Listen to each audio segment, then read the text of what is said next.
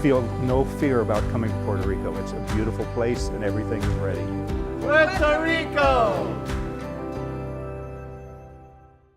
Welcome to MPItv, sponsored by Discover Puerto Rico. I'm Sarah Solomon Dodden. Dietary restrictions are a hot-button issue in our industry, and organizations like the IACC are making the world healthier, one event at a time. Here to tell us about two fact-filled best practices guides created by IACC is Mark Cooper.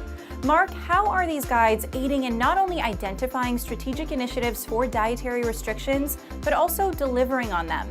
Now, in the past, it was very common for us to be able to simply put a comment box in a registration form, tell us about your dietary requirements.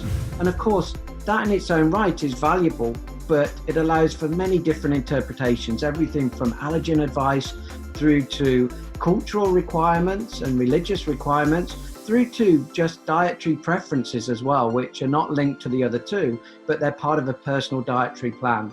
And by asking the question in that very simplified and open way, we were exposing ourselves as meeting planners to being able to get a huge amount of data that was not put into the categories that allowed us to manage and communicate that well with the venues. So we needed to give tools like that. And then finally, we needed to articulate that information properly between the meeting planner community and the venue, and then at the end of the day deliver to the delegate without them feeling like a second-class citizen or somebody that has been highlighted within a group as having something different. It needed to be more subtle than that.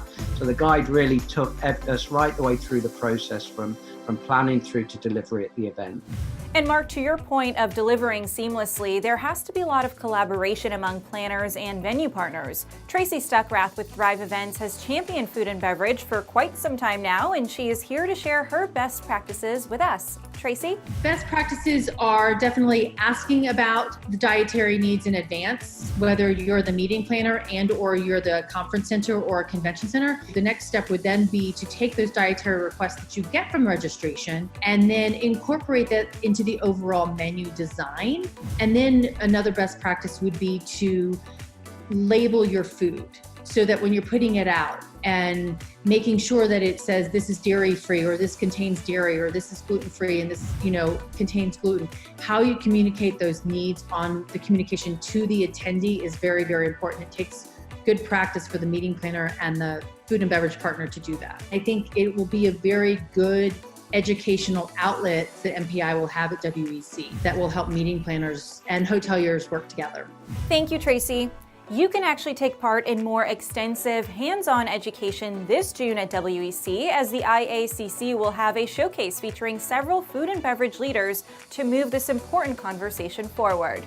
Learn more about these guides by reading the full story in the April issue of The Meeting Professional. Thanks for joining us on this edition of MPItv, sponsored by Discover Puerto Rico.